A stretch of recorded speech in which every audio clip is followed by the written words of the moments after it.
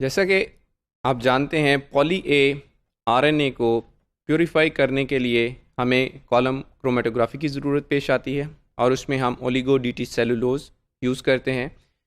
एल्यूटेड RNA उस method के ज़रिए जो हमारे पास आता है that is still not 100% purified and the poly A RNA is present in that particular eluted sample only. So हमारे पास कुछ optional further steps हैं to purify the eluted sample. अब इस eluted sample में जो majority of RNA है that is poly A RNA. But besides that poly A RNA, some traces of other RNAs are also present. So we have to repeat this purification process using some different buffers and some additional steps from the eluted sample. For that purpose, once we get the eluted RNA sample, we are going to heat it at 65 degrees centigrade for 3 minutes and we are going to cool it immediately. Again, the purpose is to get rid of all the secondary structure. At this stage, we are going to adjust the ionic concentration. The sodium chloride solution is going to be used. The 5 molar sodium chloride is going to be added in this RNA solution to the final concentration of 0.5 molar sodium chloride, or in simple words we can say we are going to add 1 to 10 ratio of the sodium chloride. So this ionic concentration once adjusted, then we have to use the same column which we used earlier to elute that particular RNA. The same steps are going to be repeated, that this RNA is going to be loaded on the column and is going to be collected by column loading buffer and subsequently by elution buffer. The steps number 3 and step number 5 to 11 are going to be repeated at this stage.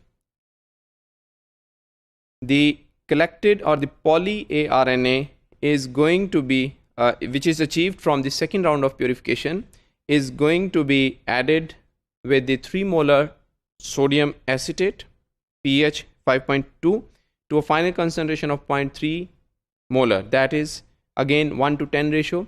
Mixing this well using vertex mixer can also be used for this purpose.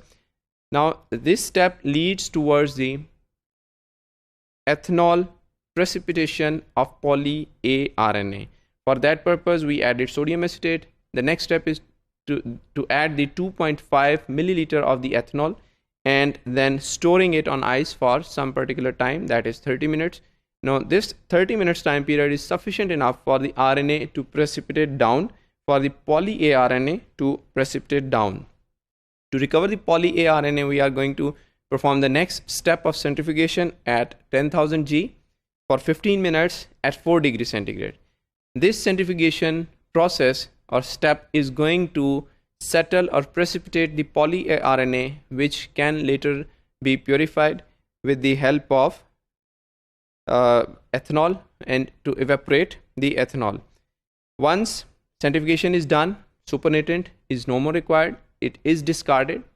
The pellet is left behind. This pellet is going to be washed with 70% alcohol so that any traces of 100% ethanol or any other salt or any other ion is left behind, that could be washed away. Once the washing is done, we need to aspirate or we need to remove all the alcohol or ethanol by aspiration, by putting the tubes upside down, but at this same time we need to be assured that the RNA pellet should not get dried. Once all the ethanol is evaporated or is gone, then we can redissolve the RNA pellet in DEPC treated water. DEPC treated water is going to be used for the purpose so that RNases can be avoided. This RNA solution can be used to determine the concentration of RNA at 260 nanometer in quartz cuvette, and different fractions of RNA can be pooled together which are having the similar concentration, and this RNA is now containing the poly A RNA. It can be stored, as we have talked about the storage condition of RNA earlier, for further utilization. This RNA can be used to do the RNA gel electrophoresis. It can be used to perform the reverse transcription, and it can be used for subsequent studies related to gene expression studies.